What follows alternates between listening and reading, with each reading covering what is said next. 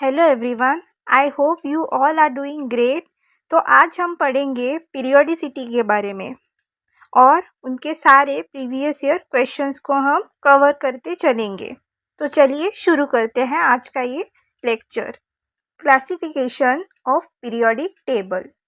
तो पहले हम बात करेंगे डोबिरिनियर ट्राइड्स के बारे में। इन्होंने क्या किया, इन्होंने सेट दिया ट्राइड्स के नाम पर और उन्होंने नाम दिया डोबिनियर ट्राइड्स। इन्होंने क्या किया, बहुत सारे एलिमेंट्स लिए जैसे lithium, sodium, potassium, chlorine, bromine, iodine, ये सब ले लिए और तीन तीन एलिमेंट्स के ग्रुप लिए और उन तीन एलिमेंट्स को एक के बाद रखा। फिर उन्होंने एक स्पेसिफिक प्रॉपर्टी ऑब्जर्व की और एलिमेंट्स को उन्होंने मास के अकॉर्डिंग रखा।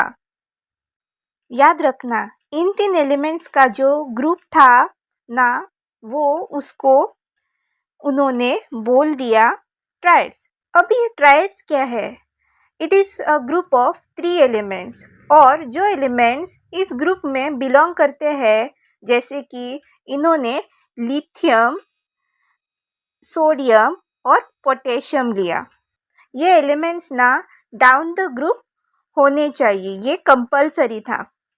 अब हम इनका एटॉमिक मास लेते हैं, जैसे कि लिथियम हो गया विच इज़ 7, सोडियम हो गया विच इज़ 23 और पोटेशियम हो गया विच इज़ 39। तो उन्होंने क्या किया, पहले वाले को लास्ट वाले को ऐड किया और उनकी टोटल निकालकर और उसको डिवाइड बाय 2 कर दिया। अब जो एटॉमिक मास आएगा ना, this should be same as atomic mass of the middle element. पर सर ना फेल हो गए क्योंकि वो ट्रायड्स को एलिमेंट्स में क्लासिफाई ही नहीं कर सके। अब देखते हैं हम न्यूलैंड्स लॉ ऑफ ऑक्टेव्स के बारे में। ये क्या होता है? ऑक्टेव्स क्या होता है? जैसे सा रे ग म प ध नि सा। अब जब ये एक नोट आता है, ये एक म्यूजिकल नोट है, it comes out to be the same as the first one. इसी तरह इन्होंने क्या किया, न्यूलैंड ने अपना फर्स्ट लॉ ऑफ ऑक्टेव दिया था। उस टाइम नोबल गैसेस तो डिस्कवर ही नहीं हुए थे, तो उन्होंने क्या किया, in the order of increasing atomic masses उनको प्लेस किया। जैसे पहले हाइड्रोजन को प्लेस किया, फिर लिथियम को प्लेस किया, बेरिलियम को प्लेस किया, बोरॉन को प्लेस किया, कार्बन, नाइट्रोजन, ऑक्सीजन। अब जब फ्लोरीन आया तो उन्होंने क्या देखा, फ्लोरीन की प्रॉपर्टीज तो हाइड्रोजन से मैच कर रही है, तो उन्होंने हाइड्रोजन के नीचे रख दिया। फिर नोबल गैस तो थी ही नहीं, नेक्स्ट एलिमेंट था सोडियम। फिर सोडियम की प्रॉपर्टीज लिथियम से मैच कर रही थी। फिर नोबल गैस तो थी ही नहीं, नेक्स्ट एलिमेंट था सोडियम। फिर सोडियम की प्रॉपर्टीज लिथियम से मैच कर रही थी। फिर मैग्नीशियम को रखा, एल्यूमिनियम, सिलिकॉन, फॉस्फोरस, सल्फर, ये सिलसिला टिल थोरियम तक चला। तो सर ने क्या कहा था, the properties of every eighth element is similar to the properties of every first element. समझ गए? तो ये हमारा न्यूलैंड्स लॉ ऑक्टेव है। अब ये सर भी फेल हो गए, क्यों? क्योंकि उनका लॉ केवल कैल्शियम तक ही चला और कोबाल्ट और निकल को प्लेस कर दिया हैलोजन्स में, जो कि डिस्कवर ही नहीं हुई थी। अब चलिए आगे बढ़ते हैं हमारे तीसरे पीरियोडिक टेबल पे, मेंडलीव्स पीरियोडिक टेबल। तो सर ने क्या किया, he made a periodic table of 63 elements based on their atomic mass. तो सर ने क्या किया, he made a periodic table of 63 elements based on their atomic mass. और उन्हें इसके लिए फादर ऑफ पीरियोडिक टेबल घोषित किया गया था।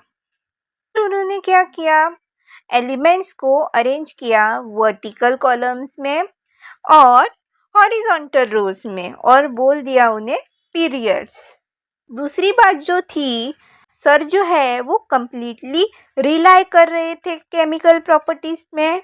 जैसे वो ये देख रहे थे कि एलिमेंट्स से जो कंपाउंड्स बनते हैं, जैसे कि इनके ऑक्साइड्स या हाइड्राइड्स, उनके प्रॉपर्टीज को देखते हुए जो भी सिमिलरली बिहेव कर रहे थे। अब कई जगह सर ने ये नोटिस ज़रूर किया था कि कुछ एलिमेंट्स जो है ना, वो एटॉमिक मासेस के रिस्पेक्ट में डिस्क्रिपेंसी शो कर रहे थे। मतलब जिसका एटॉमिक मास ज़्यादा है वो पहले आ रहे थे, जिसके एटॉमिक मास कम है वो बाद में आ रहे थे। बट सर ने समय के साथ उसे इग्नोर कर दिया। तो चलो अब देखते हैं मेंडेलीव्स पीरियोडिक टेबल के अंदर लिमिटेशंस क्या क्या थी। तो sir could not explain the position of the isotopes. हालांकि उस टाइम पे आइसोटोप्स डिस्कवर ही नहीं हुए थे, पर बाद में तो हुए थे ना। आइसोटोप्स क्या होते हैं, जिनकी एटॉमिक नंबर सेम होती है पर उनका एटॉमिक मास अलग होता है। दूसरा जो लिमिटेशन था ना बच्चा, वो था हाइड्रोजन का, जो सर ने हाइड्रोजन की पोजीशन ठीक से कर ही नहीं पाए। Hydrogen was not assign correctly in the position. उनमें मेटल की प्रॉपर्टीज भी दिख रही थी, कभी कभी उनका बिहेवियर हेलोजन जैसा था। अब इसके बाद आखिर में जो आए हैं हमारे मोजली सर। इन्होंने 1913 में कुछ एक्सपेरिमेंट्स किए जो एक्स-रेस पे थे, रेडिएटेड बाय डिफरेंट एलिमेंट्स। तो उन्होंने देखा कि डिफरेंट एलिमेंट्स जो है ना, वो डिफरेंट फ्रीक्वेंसीज में एक्स-रे दे रहे थे। तो उन्होंने क्या किया, एक फ्रीक्वेंसी का ग्राफ बनाया with respect to atomic number. तो उन्होंने क्या देखा, उन्होंने एक स्ट्रेट लाइन ऑब्जर्व की। का मतलब ये था कि जैसे जैसे एटॉमिक नंबर बढ़ रहा था, वैसे वैसे उस एक्स रे की फ्रीक्वेंसी भी बढ़ रही थी। अब उन्होंने क्या कहा, चलो ठीक है, एक ऐसा ही ग्राफ बना देता हूँ with respect to atomic mass. और जब उन्होंने एटॉमिक मास से ग्राफ बनाया तो वो स्ट्रेट लाइन में नहीं था, इट वॉज zigzag। तो इसका मतलब वो जो फ्रीक्वेंसी एटॉमिक नंबर पर डिपेंडेंट थी पर एटॉमिक मास पर नहीं थी। तो सर ने क्या बोला, atomic number is more fundamental property of an element than its atomic mass। और इसके आधार पर उन्होंने कहा पीरियोडिक टेबल में सारे के सारे एलिमेंट्स एटॉमिक नंबर पर होने चाहिए। और इसी तरीके से सर ने कहा जो पीरियोडिक लॉ था ना, वो मॉडिफाई होकर बन गया मॉडर्न पीरियोडिक लॉ।